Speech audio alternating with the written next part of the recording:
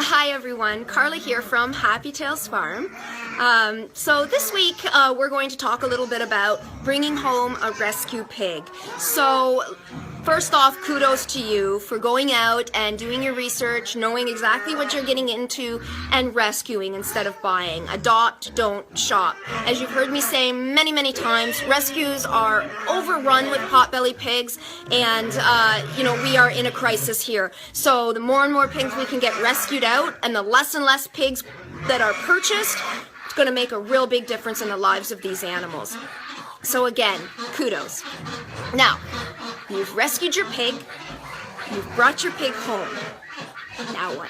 So often when you bring your pig home, you are going to, especially if you've never had a pig before, you're probably going to be a little nervous. I mean, these animals, it depends on the size of the pig. It might be a smaller pig or it might be a larger pig, but they're big animals, and they're different than, and you probably will not know this, but they're not like dogs. So a lot of people are saying, oh, they're just like dogs, they're really good pets, they're this and that. They're not, and for most people, they're not great pets, which is why 97% of potbelly pigs are rehomed from their original owners. They do take a very special home. But of course, you've rescued a pig, so you know that. You already know all of that. You know it's not going to be like Fido. What it's going to be like having a pig is going to be like having a pig. It's more like having a small child. And I say that because pigs are extremely intelligent, and they're also very emotional. So they're going to do things like hold grudges, and they're going to, So saying that, when they are rehomed and they're brought into your care, almost all of the time, particularly if the past had been bad, but even not, even just the transition is very difficult on these pigs. And chances are pretty high there's going to be some type of behavioral issue. Now, when I say behavioral, I don't mean necessarily like aggression or anything like that. For example, when we brought Shelly in, and then also Sammy, basically all of them, Shelly was really bad when she came in. She was so depressed. She didn't want to eat.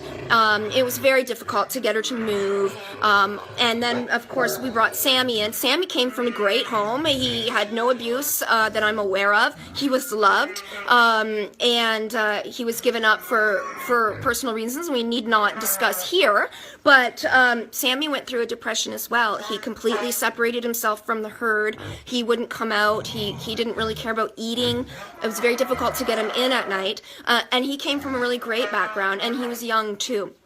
And then we had Ellie. Ellie came 8 months old. I think she had a pretty good life. I mean, I'm pretty sure. We often don't know with rescues. Ellie also went through a very difficult time, and there was a time when I thought I might need to rehome her myself into a home setting, because that's where she came out of. Yes, Papa. Yes, my little boy. You have so much to say. Excuse me. I can never ignore them when they're talking to me.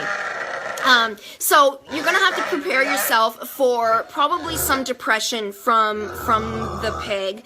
And what this looks like is they're very listless. They probably won't eat at first. Yes, any pigs don't eat when they're sad or when they're sick. So whenever your pig doesn't eat, it is cause for concern, and you need to make sure you're on it. So what can you do to combat that? Well, what I did was I just spent a lot of time with the animal when they came in, but I also spent time with all of the other animals that were here, and in this case we'll just talk about pigs. So I spent lots of time with the other pigs, petting them and talking to them, so that when the new pig was here, they could see that I was I had a good bond with those pigs, that those pigs trust me, they weren't frightened of me. Because don't put it past them. The pigs are extremely intelligent, and so they are going to be watching that behavior, and they're going to understand, and they tell each other. Right? They're really smart, and they have a very large vocabulary. So don't doubt for an instant that doesn't help, because it does. So I would spend a lot of time with them. We'll talk specifically about Shelly. She was sad.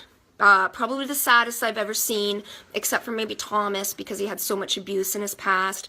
okay, for maybe Davy. I guess they're all sad. But Shelly really hit me hard because she had spent 6 months in a dog kennel before she was given up by her family, or sorry, after her family. She lived in a family, and they dumped her off at a humane society. Awesome place, the Humane Society, but not set up for farm animals.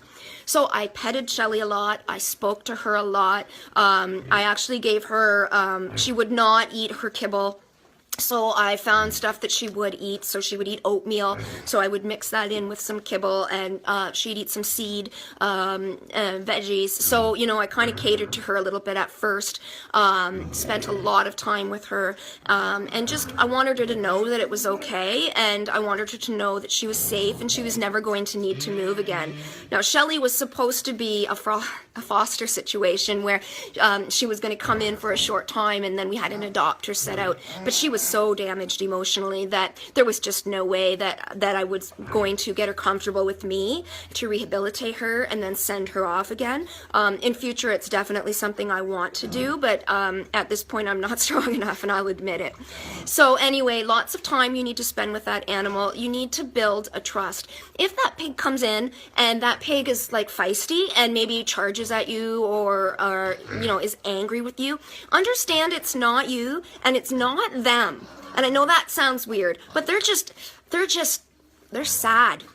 And mad is a hat for sad. So if they're sad, and I do tear up right now because of what they must endure, they have every freaking right to be sad as far as I'm concerned. And if that materializes as anger, you know what? We can deal with that. And we sure did. So just remember, mad is a hat for sad. So when your pig is acting out like that, they're sad, they're confused, they don't know where they fit into the family. Maybe they don't know if they should even attach themselves to you because they've been given up so many times before. This catches me every time. So, excuse me. So please, if that is the case, then you can block them off. Now we have stalls that the pigs can see through. So you would have to do something in your situation that works for you. But just, you know, whether that's on one side of the fence or the other, sit on that other side of the fence. Talk to the pig. Build a bond. Before you try anything else, work on building that bond. And we'll talk in further videos about specific behaviors like aggression and, you know, specific behaviors, and I'll help you through them because it's my goal to help you deal with these behaviors before they come to a point where you're saying, Happy Tails Farm, can you take my pig? That's not fair for anybody. So I really, really want to push the education so that I can help people help their animals. I just think it's a heck of a lot better than, you know, having people give up their animals and then having sanctuaries try to help those animals while trying to help all those other animals that have been given up or have escaped from slaughter or what have you. So I would say building a bond is your first thing that you really need to do.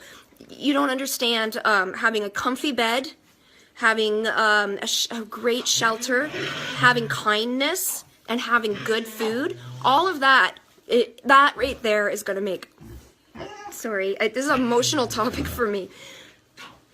That right there is going to make all the difference in the lives of the animals that you rescue. And again, we'll talk more and more about this, but I'm not going to keep jabbering. I'm just going to show you a little bit here. Shelly, this is Shelly. Hi, baby girl. Hi. Hi. I love you too. I do. And there's Ellie. And Thomas. And Davy. And Sylvester. And Henry. Papa. Pippin. Sammy. What's the matter, Sam? And Franklin. Hey, Ronan. From all of us here, have a fantastic day.